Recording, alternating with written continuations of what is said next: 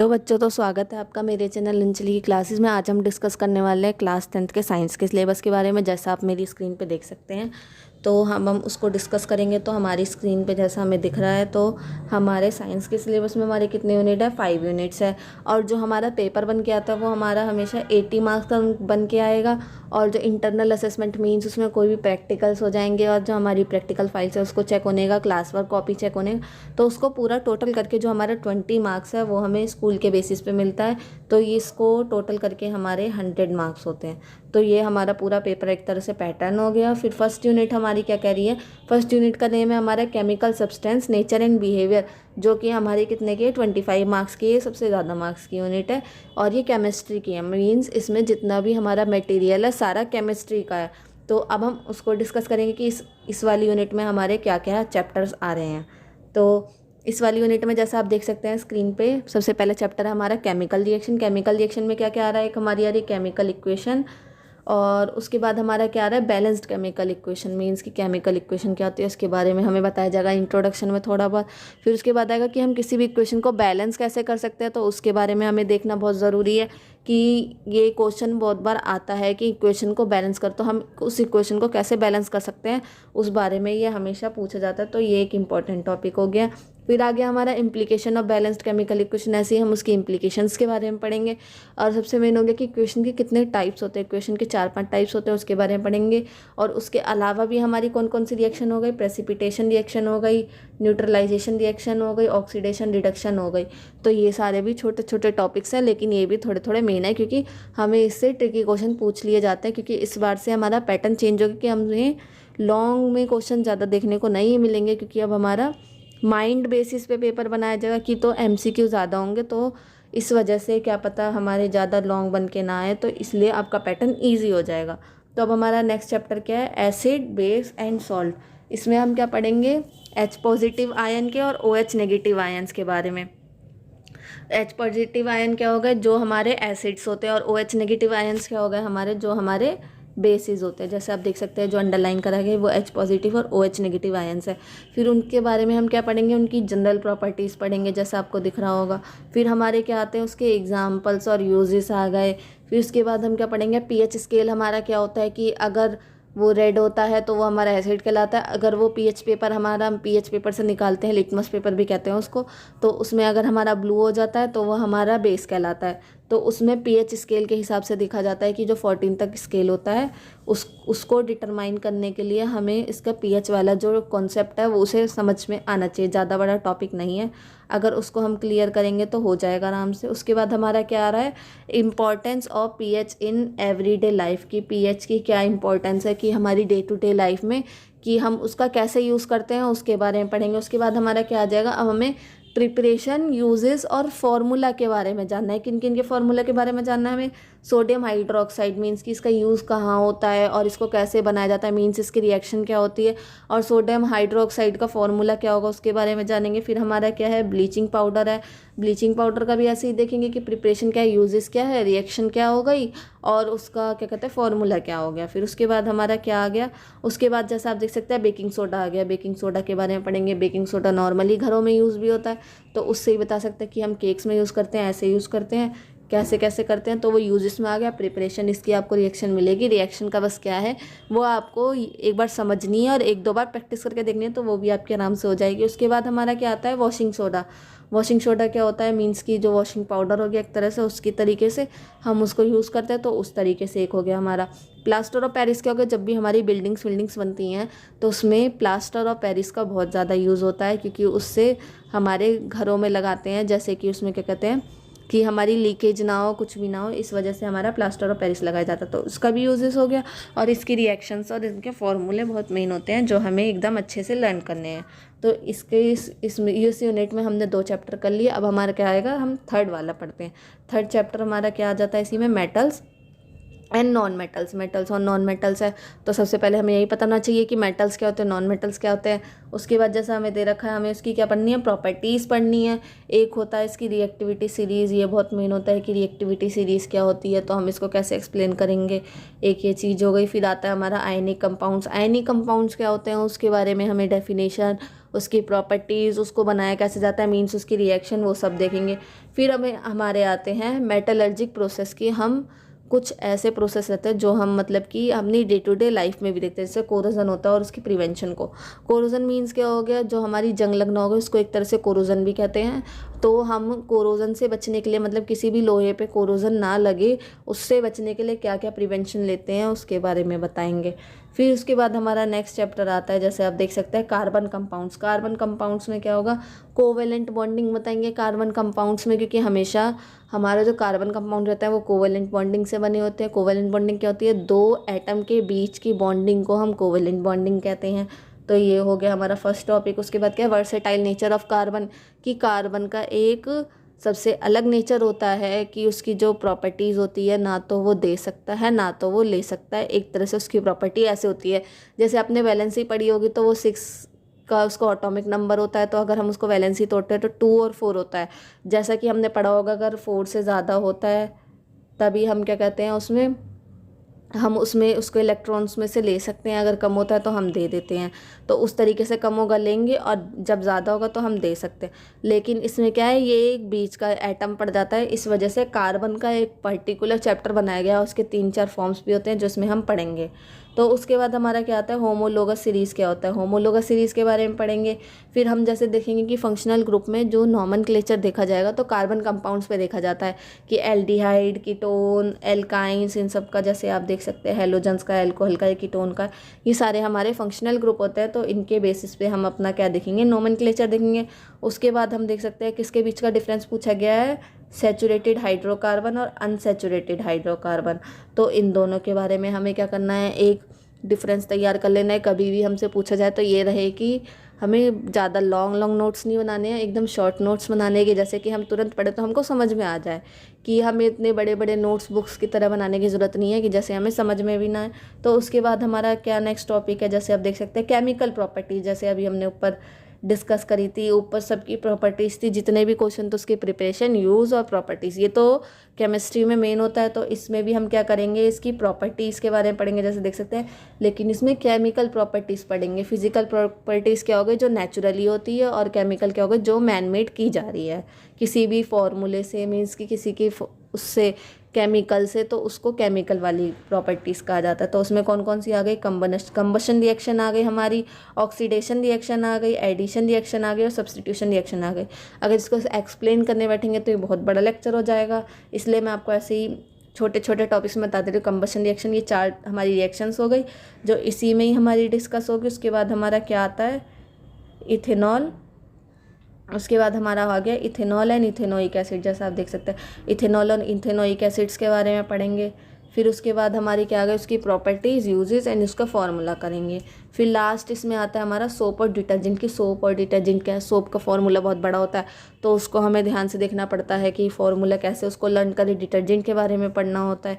और उसके बाद हमारा लास्ट यूनिट का, मतलब इस यूनिट का लास्ट चैप्टर क्या कह रहा है, पीरियोडिक क्लासिफिकेशन ऑफ एलिमेंट्स। ये हमारी बताई गई है कि जो हमारी पीरियोडिक टेबल बनी हुई है वो किसके बेसिस पे बनी है, और किसके साइंटिस्ट ने हमें इसके बताया कि इसमें ये मिस्टेक थी, ये मिस्टेक थी। जो आज तक जो अब चल रही है वो मेंडलीव के द्वारा दी गई एक पीरियोडिक टेबल है, जो एकदम मॉडर्न बेसिस पे, तो उसको हम मॉडर्न पीरियोडिक टेबल भी कहते हैं।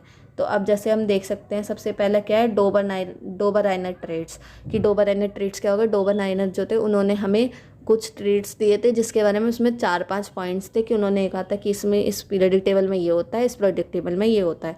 तो वो सारे आपको चैप्टर में ही डिस्कस करे जाएंगे आगे के लेक्चर्स में। उसके बाद हमारा क्या रहा है, न्यूलैंड लॉ ऑफ ऑक्टेव्स। कि न्यूलैंड ने क्या कहा था, उसने ऑक्टेव्स के बेसिस पे वो दिए थे, लॉज दिए थे। तो उसके बेसिस के हिसाब से हम देखेंगे। उसके बाद हमारा आ गया मेंडलीव्स पीरियोडिक टेबल। तो मेंडलीव्स का पीरियोडिक टेबल जो था वो सबसे अच्छा पीरियोडिक टेबल माना गया था, क्योंकि उसने बहुत ज़्यादा मॉडिफिकेशंस करी थी, तो उसी को ही हमने सबसे ज़्यादा महत्व दिया था। उसके बाद हमारा क्या आ गया, मॉडर्न पीरियोडिक टेबल की। मॉडर्न पीरियोडिक टेबल क्या थी तो उसके बारे में भी हमें देखना है।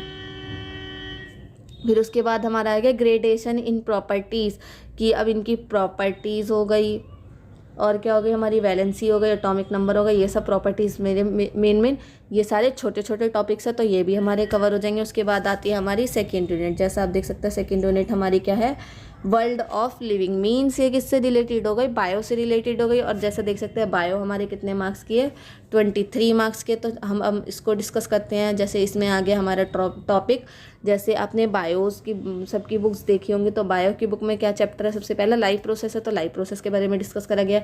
तो लाइफ प्रोसेस से मीन्स क्या है कि लिविंग बींग्स के बारे में हमें पढ़ना है, तो उसमें क्या क्या टॉपिक्स आ जाएंगे, न्यूट्रिशन आ जाएगा, रेस्पिरेशन के बारे में आ जाएगा, ऐसे ही कि एक्सक्रीशन कैसे होता है प्लांट्स और एनिमल्स में, और जो खाने का ट्रांसपोर्टेशन होता है वो हम कैसे करते हैं।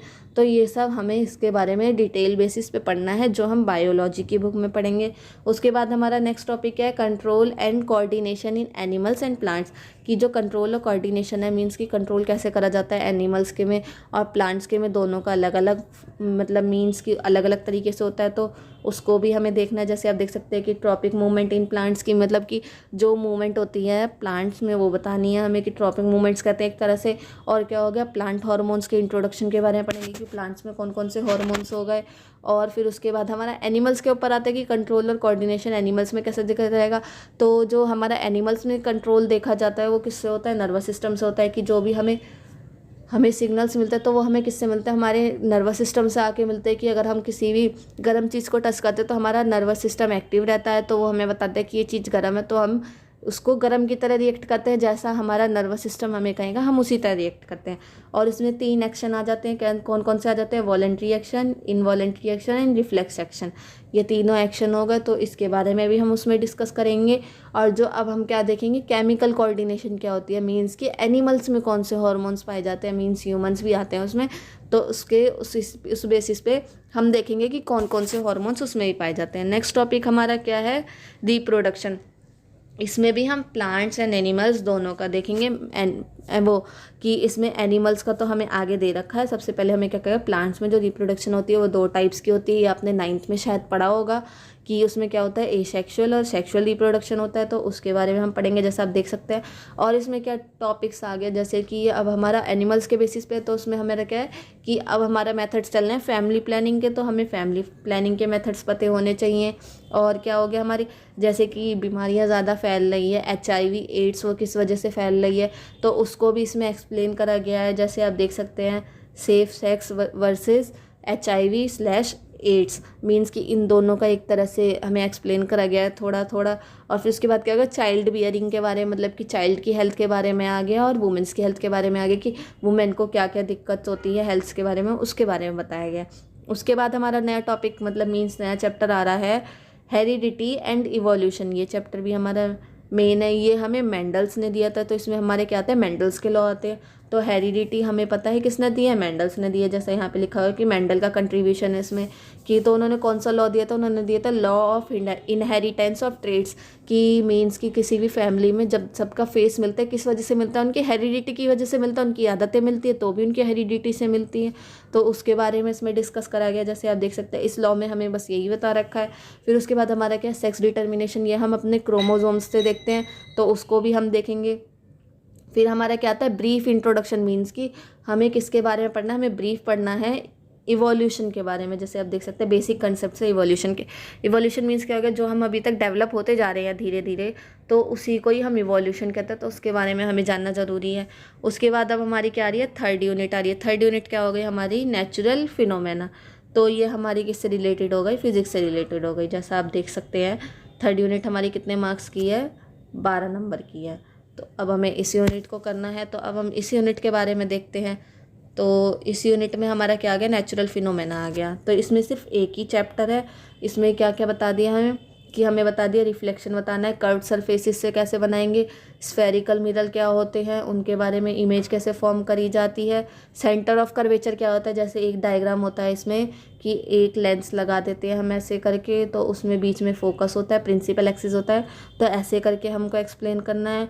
और हमारा क्या होगा, जैसे आप देख सकते हैं अभी मैंने आपको बताया प्रिंसिपल एक्सिस, प्रिंसिपल फोकस, इन सब की छोटी छोटी डेफिनेशंस है, और वो डायग्राम के बेसिस पे अगर आपको समझाया जाएगा बहुत ईजी से समझ में आ जाएगा। और इसमें आ गया हमारा मिरर फार्मूला। इसमें हमें डेरिवेशन नहीं करनी क्योंकि डेरिवेशन हमारी आगे आती है, आगे की क्लासेस में +1 +2 में, तो इसलिए हमें ओनली से मिरर फार्मूला याद करना है। हमारा मिरर फार्मूला क्या होता है, उसके बाद हमारा क्या आ गया मैग्नीफिकेशन, कि मैग्नीफिकेशन है तो उसका भी फार्मूला होता है, तो उसका छोटा सा फार्मूला रहता है, उसको भी लर्न करना है और उनकी डेफिनेशंस बहुत अच्छे से करनी है बस।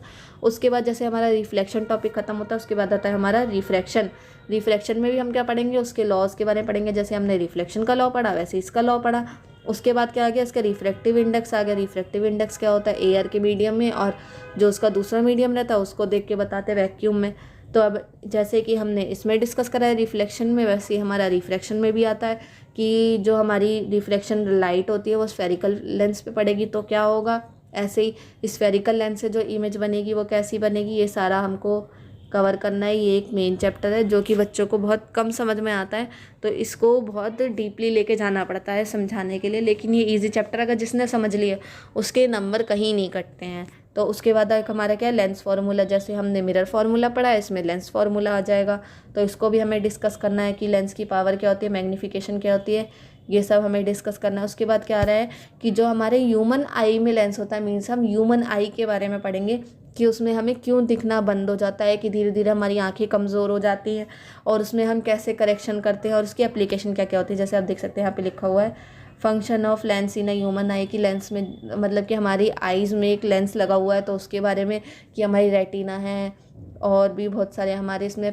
पार्ट्स है, तो हमें कैसे इमेज हमारी आंखों पे पड़ के हमें दिमाग को सिग्नल मिलता है कि ये इमेज इस चीज़ की, जैसे मेरे सामने बुक रखी है तो ये इमेज बुक की है, तो जैसे मैं ये लेक्चर्स में आपको एक एक टॉपिक्स पढ़ के दिखा रही हूँ तो वो मेरी आंखों पे लाइट पड़ रही है तो और मेरे ब्रेन को सिग्नल मिल रहा है तो उस वजह से बता रही हूँ।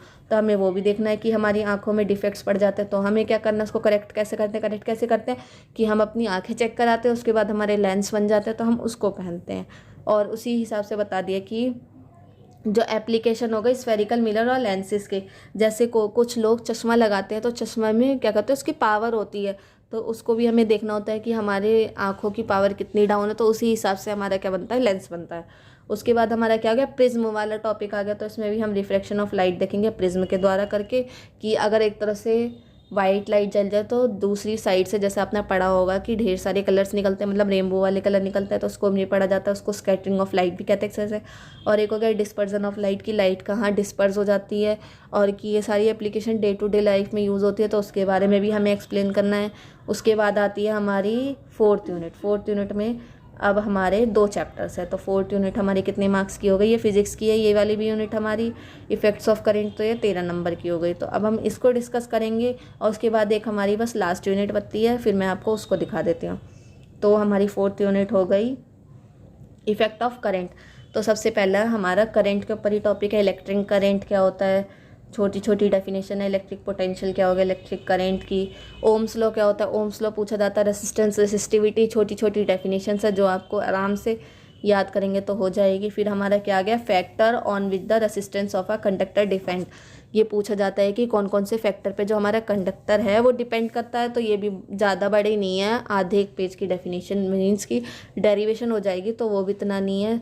सीरीज़ और पैरेलल कनेक्शन कॉम्बिनेशन पता होने चाहिए कि कैसे कैसे करते हैं, कि सीरीज़ में सारे रजिस्टर एक साथ ऐसे जुड़ जाते हैं और जबकि दूसरे में देखेंगे पैरेलल में, तो पैरेलल में क्या होता है एक ऊपर होगा तो एक नीचे होगा, जैसे कि आपने अपनी क्लासेस में, अगर आपकी क्लासेस में होगा तो आपको उसमें डिटेल में बताया जाएगा, तो उस तरीके से होता है। मैंने आपको बस एक आइडिया देने के लिए बता दिया सीरीज़ पैरेलल मीन्स क्या हो गया और इसको कैसे बताना है, कि फिर हमें कि ये डेली लाइफ में कैसे यूज़ कर सकते हैं। हीटिंग इफेक्ट क्या होता है, हीटिंग इफेक्ट का मीन्स कैसे हो गया कि जैसे हमारा आयरन रहता है तो आयरन को अगर हम लगा देते हैं थोड़ी देर के लिए उस पर, कि जैसे वो हीट हो जाए, तो हीट क्यों होता है क्योंकि उसमें रेसिस्टेंस लगा होता है तो वो करंट को रोक के रखता है वहाँ पे, और वो जो पार्ट रहता है हमारा नीचे वाला तो वो हीट हो जाता है, इसी वजह से वो हमारा हीट करता है। तो उसको अभी देखना है कि हमारा हीटिंग इफेक्ट कैसे होता है और हम उसे डेली लाइफ में कैसे यूज़ कर सकते हैं। डेली लाइफ में मैंने आपको बताई दिया है कि एग्जाम्पल हमारा क्या हो गया, हमारा आयरन हो गया, और उसी हिसाब से देखें तो हम जैसे गीज़र यूज़ करते हैं तो वो हमारा एग्जाम आ रहा है। नेक्स्ट चैप्टर जो इसमें आ रहा है वो हमारा है मैग्नेटिक इफेक्ट ऑफ करंट का। तो मैग्नेटिक इफेक्ट ऑफ करंट में क्या रहा है, हमारी मैग्नेटिक फील्ड क्या होती है, मैग्नेटिक फील्ड लाइंस क्या होती है, ये सारी छोटी छोटी डेफिनेशन है जिसके बारे में हम पढ़ना है। फिर हमें देखना है field due to current carrying conductor की जो भी मैग्नेटिक फील्ड प्रोड्यूस होगा किसी करंट कैरिंग कंडक्टर में, तो उसके बारे में हमको बताना है। फिर क्या आ गया हमारा, field due to current carrying coil और सोलेनॉइड, कि जिसको हम सोलेनॉइड बोलते हैं। सोलेनॉइड वाला पूछा जाता है कि सोलेनॉइड क्या होता है। एक ऐसी कॉइल हो गई जिसमें करंट कैरी करता है, तो उसी को ही बताना उसमें कितनी मैग्नेटिक फील्ड्स होगी, उसमें नंबर ऑफ टर्न्स, वो जो वायर रहता है एक तरह से उसको कहते हैं घूमा रहता है। और फिर उसके बाद हमारा क्या क्या, force on current carrying conductor, कि जो करंट कैरिंग कंडक्टर है उसमें कितना फोर्स लग रहा है। तो ये सारी एक तरह से डेरिवेशन है, ज़्यादा बड़ी बड़ी नहीं है, एक एक पेज की होंगी। तो इसमें थ्योरी को छोड़ के हमें बस क्या करना है, डेरिवेशन पे फोकस करना है, क्योंकि अगर हम डेरिवेशन जानते हैं तो हम अपनी थ्योरी खुद बना के भी लिख सकते हैं। फिर हमारा होता है फ्लेमिंग लेफ्ट हैंड रूल, ये हमारा एक चीज़ इंपॉर्टेंट हो गई। एक हो गया हमें इलेक्ट्रिक मोटर के बारे में, इलेक्ट्रिक मोटर क्या होता है, इलेक्ट्रोमैग्नेटिक इंडक्शन क्या होता है, जैसे आप देख सकते हैं ये रहा हमारा इलेक्ट्रोमैग्नेटिक इंडक्शन, इलेक्ट्रिक मोटर। तो ये सब हमें डिस्कस करना है। और हमारा क्या हो गया, पोटेंशियल डिफरेंस, जैसे हमने अभी पहले फर्स्ट लेक्चर में पढ़ लिया, मतलब कि इफेक्ट ऑफ करेंट्स में पढ़ लिया। तो उसके बाद हमारा इसमें क्या आ गया, इंड्यूस्ड पोटेंशियल डिफरेंस आ गया। ऐसे ही जब पोटेंशियल जैसे हमारा इंड्यूस्ड पोटेंशियल डिफरेंस हो गया, वैसे ही हमारा क्या आ गया, इंड्यूस्ड करंट आ गया। इंड्यूस्ड करंट भी हमारा ऐसे ही हमें डिस्कस करना है। ये सारी क्या है, बस डेफिनेशन के लिए है। फिर उसके बाद हमारा क्या आ गया, फ्लेमिंग राइट हैंड रूल आ गया। जैसे हमने लेफ्ट वाला पढ़ा उसी तरीके से हम क्या पढ़ेंगे, राइट वाला पढ़ेंगे। फिर इलेक्ट्रिक जनरेटर क्या होता है, जनरेटर की क्या होती है, कंस्ट्रक्शन, वर्किंग, प्रिंसिपल, सब हमें डिस्कस करना है। तो ये एक मेन हो गया कि इलेक्ट्रिक जनरेटर के बारे में पता होना चाहिए। डायरेक्ट करंट क्या होता है, अल्टरनेटिंग करंट क्या होता है। डायरेक्ट करंट वो हो गया जो ज़्यादा सप्लाई में से डायरेक्ट हमारे में आ रहा है तो उसकी वोल्टेज ज़्यादा हाई रहती है। अल्टरनेटिंग करंट क्या होता है, जो हमारे घरों में आते हैं जिसकी वोल्टेज हमारी कम रहती है, कि जैसे कि हमारा कोई भी शॉर्ट सर्किट ना हो। और क्या आ गया, frequency of AC, advantage of AC over DC. तो फ्रीक्वेंसी पढ़ेंगे एसी की, मतलब कि अल्टरनेटिंग करंट की। फिर क्या पढ़ना है हमें, कि एडवांटेज पढ़ना है एसी के ऊपर डीसी करंट लगा होगा, मतलब एसी ओवर डीसी। तो ये भी एक मेन टॉपिक्स हो गया। और क्या होगा, डोमेस्टिक इलेक्ट्रिक सर्किट्स क्या होते हैं, तो इलेक्ट्रिक सर्किट्स के बारे में जैसे कि हमें थोड़ा बहुत पता भी होगा। तो और इसमें क्या है, थोड़ा बहुत डिस्कस करा गया है, ज़्यादा कुछ नहीं है। हमारा 10th का सिलेबस इतना बड़ा नहीं है कि कवर नहीं हो जल्दी, ये बहुत जल्दी कवर हो जाएगा और आपका रिवीजन भी बहुत जल्दी हो जाएगा। तो इसमें इतने टेंशन लेने की ज़रूरत नहीं है कि हमारी इतनी सारी यूनिट्स है। तो हमारी 4 यूनिट्स कवर हो गई है। तो अब हम देखते हैं अपनी 5th यूनिट। 5th यूनिट हमारी कितने नंबर की है, जैसा आप देख सकते हैं मेरी स्क्रीन पे 5th यूनिट क्या है हमारी, नेचुरल रिसोर्सेज। मीन्स ये रिलेटेड कर रही है बायोलॉजी से, क्योंकि इसमें इन्वायरमेंट रिलेटेड आ गया। और ये हमारी कितनी है, 7 मार्क्स की। जैसे देखिए टोटल हमारा 80 मार्क्स का हो गया, तो 7 मार्क्स वाली यूनिट अभी हम इसको देखते हैं। तो अब हमारी 5th यूनिट में कितने चैप्टर आ गए, 3 चैप्टर आ गए। और ये कितने मार्क्स के, 7 मार्क्स के। मीन्स कि मान लीजिए इसमें 2-2 नंबर के क्वेश्चंस हमारे आ गए, तो उस हिसाब से हमें देखना है। तो सबसे पहला चैप्टर क्या है हमारा, सोर्सेस ऑफ एनर्जी। एनर्जी कितनी टाइप्स की होती हैं, कितनी फॉर्म्स होती हैं एनर्जीज़ की, ये सब हमने बहुत छोटी छोटी क्लासेस में ही पढ़ा है। तो इसमें इतना टेंशन लेने वाले चैप्टर्स ये सारे नहीं हैं। फिर क्या होता है, नॉन कन्वेंशनल और कन्वेंशनल सोर्स ऑफ एनर्जी, ये सब भी हमने पढ़ा हुआ है। फॉसिल फ्यूल्स क्या होता है, और क्या कहते हैं हमारी सोलर एनर्जी क्या होती है। सोलर एनर्जी क्या हो गई हमारी, जो हमें सनलाइट से मिल रही है, जो हम उसको स्टोर करते हैं सोलर पैनल में, उन सब में, सोलर कुकर में, उससे हम कुछ भी खाना बना सकते हैं। तो यही सब चीज़ें हैं, ज़्यादा इसमें कुछ हार्ड नहीं है। बायोगैस हो गया हमारा, विंड वाटर टाइडल एनर्जी हो गई। मीन्स कि हमने ये सब पढ़ रखा है, renewable non renewable source of energy. तो हमारे इसमें कुछ नहीं है। ये क्या है कि एक तरह से डिफरेंस है, वर्सेस लिखा आ रहा है ना, मीन्स कि ये एक डिफरेंस लिखना है। तो थोड़े थोड़े इसके ज़्यादा बड़े नोट्स नहीं है। तो इन चैप्टरों को ज़्यादा फोकस ना करके जो हमारे सबसे पहले ज़्यादा नंबर के चैप्टर्स आते हैं हमें उसको देखना है। तो सबसे पहले हम उसको कवर करेंगे, उसके बाद हम इसको देखते हैं।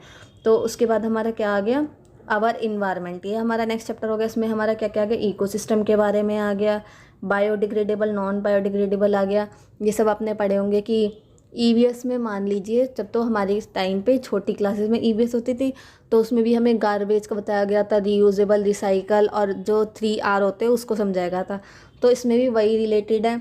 ओजोन डिप्लीशन क्या होता है, कि ओजोन होल हो गया तो उसके बारे में हमें बताना है।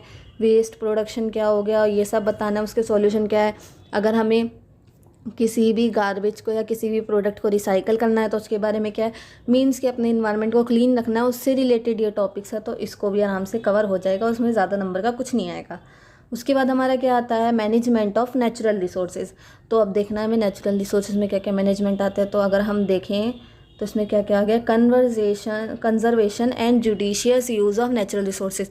मीन्स कि कि हमारे अपने नेचुरल रिसोर्सेज को कंजर्व रखना चाहिए, कि हमें ये नहीं कि हम उसको यूज़ करे जा रहे हैं कि वो एक टाइम ऐसा आ जाएगा कि वो ख़त्म हो जाएगा।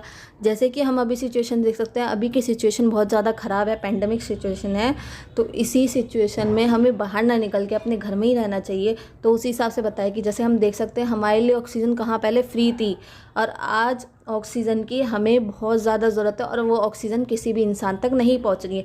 तो यही एक तरह से हो गया, हमने इतने ज़्यादा नेचुरल रिसोर्सेज यूज़ कर लिए हैं और उसके जगह पे हम एक पेड़ भी नहीं लगा रहे हैं, तो ये तो बहुत गलत बात हो गई। तो इसी वजह से रिलेटेड कहा गया कि अपने अपने नेचुरल रिसोर्सेज को भी मैनेज करके रखना चाहिए। उसके बाद हमारा क्या आ गया कि अब जैसे मैनेजमेंट, जैसे हम चैप्टर का नाम ही है हमारा, तो उससे रिलेटेड क्या आ गई, फॉरेस्ट और वाइल्ड लाइफ आ गई, कि फॉरेस्ट के बारे में, अपने पेड़ों के बारे में। कोल पेट्रोलियम जो है वो भी हमें तो ज़मीन में से ही मिलता है, तो जो हमें ज़मीन में से मिल रहा है तो वो हमारे नेचुरल रिसोर्सेज हो गए, हमने उसको निकाला और हमने यूज़ कर लिया।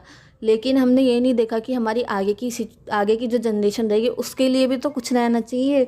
वो इस टाइम पे नहीं हो रहा है कि हम उसको सस्टेन कर सके। जैसे आपने हिस्ट्री में पढ़ा होगा सस्टेनेबल डेवलपमेंट, ये उससे रिलेटेड हो गया। तो उसके बाद हमारा क्या आ गया, examples of people participation for conservation of natural resources.